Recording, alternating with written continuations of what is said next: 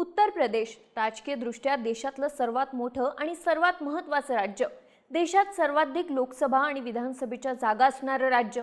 या राज्यात येत्या 15 महिन्यात विधानसभेच्या निवडणुका होणार आहेत, पण यासाठी आतापासूनच वातावरण तापायला सुरुवात झाली आहे। राज्यात सत्तेसाठीची मुख्य फाईट भाजप आणि समाजवादी पार्टी यांच्यात असली तरी निवडणुकांआधी सत्ताधारी भाजपमधला अंतर्गत कलह चव्हाट्यावर आलाय। यूपी भाजपमध्ये सध्या मोठ्या सिव्हिल वॉरला सुरुवात झाली आहे। हे सिव्हिल वॉर होतंय राज्यात सर्वाधिक ताकद असणाऱ्या दोन जातींमध्ये। एकीकडे आहेत ब्राह्मण आणि दुसरीकडे आहेत राजपूत। सध्या हा वाद एवढा मोठा झालाय की यात प्रदेशाध्यक्ष पंकज चौधरी यांना हस्तक्षेप करावा लागलाय। या प्रकरणात पक्ष कठोर कारवाई करेल अशी वॉर्निंग चौधरी यांनी दिली आहे, ज्यावरून पुन्हा नव्या वादाला सुरुवात झाली आहे। या वादाचा परिणाम भाजपच्या लॉंग टर्म राजकारणावरती होऊ शकतो असंही आता बोललं जात आहे। हा सगळा वाद नेमका काय आहे? भाजपमध्ये ब्राह्मण वर्सेस राजपूत सिव्हिल वॉरला सुरुवात का झाली आहे? या वादाचा परिणाम भाजपच्या लॉंग टर्म राजकारणावरती कसा होऊ शकतो समजून घेऊया या व्हिडिओमधून। नमस्कार, मी दिव्या आणि तुम्ही पाहताय बोलभिडू। सुरुवात करूया एका फोटोपासून। हा फोटो आहे उत्तर प्रदेशात झालेल्या एका बैठकीचा। राज्यात सध्या विधानसभेचं हिवाळी अधिवेशन सुरू आहे। या दरम्यान 23 डिसेंबरला कुशीनगरचे भाजप आमदार पंचानन पाठक यांच्या लखनौ इथल्या निवासस्थानी एक बैठक झाली। या बैठकीला भाजपचे तब्बल 40 ते 45 आमदार उपस्थित होते।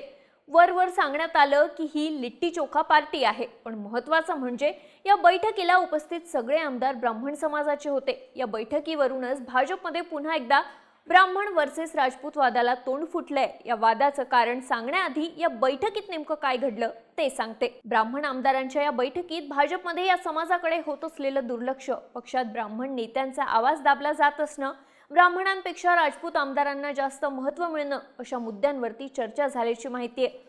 सूत्रांद्वारे मिळालेल्या माहितीनुसार बैठकीत संघ, भाजप आणि पक्ष संघटनेत सध्या कोणताही ब्राह्मण नेता मोठ्या आणि महत्त्वाच्या पदावरती नाही अशी तक्रार करण्यात आली आहे। उत्तर प्रदेशात ब्राह्मण समाजातून येणाऱ्या ब्रिजेश पाठक यांना उपमुख्यमंत्री करण्यात आलं असलं तरी त्यांच्याकडे कोणतीही ताकद नाही अशी तक्रारही या आमदारांनी केल्याची माहिती आहे। एक प्रकारे ही बैठक म्हणजे राज्यातल्या ब्राह्मण नेत्यांनी केलेलं शक्ती प्रदर्शन होतं। सुरुवातीला या बैठकीची फारशी चर्चा झाली नाही। भाजपकडून हा मुद्दा दाबण्याचा प्रयत्न झाला, पण हळूहळू विरोधी पक्षांनी याला उचलून धरलं।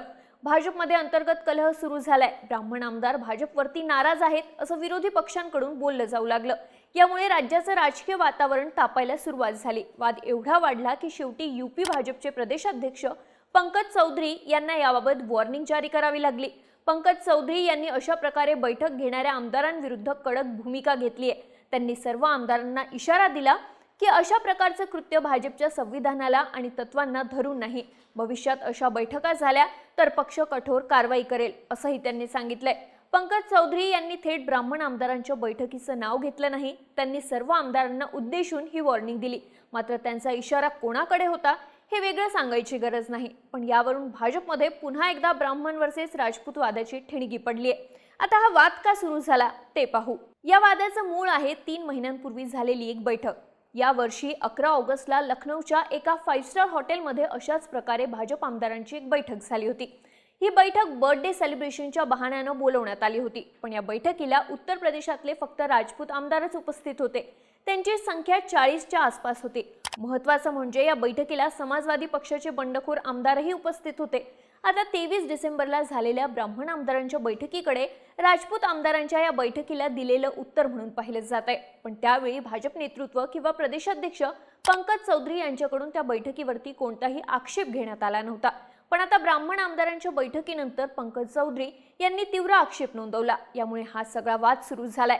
विरोधक प्रश्न विचारतायत की भाजपनं ब्राह्मण आमदारांना इशारा दिला, पण मग त्यावेळी राजपूत आमदारांना कोणी काहीच का बोललं नाही। विरोधी पक्षांकडून आरोप केला जातोय की भाजपमध्ये ब्राह्मण नेत्यांना दाबलं जातंय आणि राजपूत नेत्यांना मोठं केलं जातंय।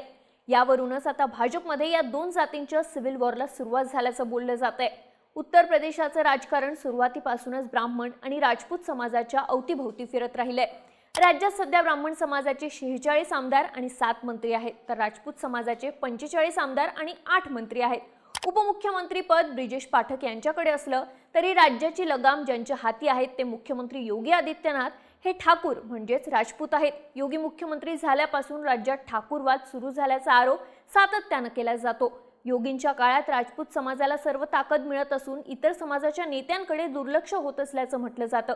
तसं पाहिलं तर उत्तर प्रदेशात ब्राह्मण आणि राजपूत समाज समसमान म्हणजे 10% आसपास आहे. पण ब्राह्मण समाज अनेक वेळा निवडणुकीत गेम चेंजर ठरल्याचं दिसून आलंय. 2007 मध्ये ब्राह्मणांनी बसपाला साथ दिली आणि राज्यात मायावती यांचं सरकार आलं. त्यावेळी समाजाचे एकूण 41 आमदार निवडून आले होते. त्यानंतर 2012च्या निवडणुकीत त्यांनी समाजवादी पार्टीला साथ दिली होती आणि अखिलेश यादव मुख्यमंत्री बनले होते. त्यावेळी समाजाचे 21 आमदार निवडून आले होते. पुढच्या 2 निवडणुकीत ब्राह्मण समाज भाजपकडे झुकलेला दिसला. 2017 आणि 2022 मध्ये समाजाचे प्रत्येकी 46 आमदार निवडून आले. 2017 मध्ये जेव्हा भाजपनं योगी आदित्यनाथ यांना मुख्यमंत्री बनवलं त्यावेळी ब्राह्मण समाजाला साधण्यासाठीच दिनेश शर्मा यांना उपमुख्यमंत्रीपद देण्यात आलं होतं. त्यानंतर 2022 मध्ये ब्रिजेश पाठक यांना उपमुख्यमंत्री करण्यात आलं.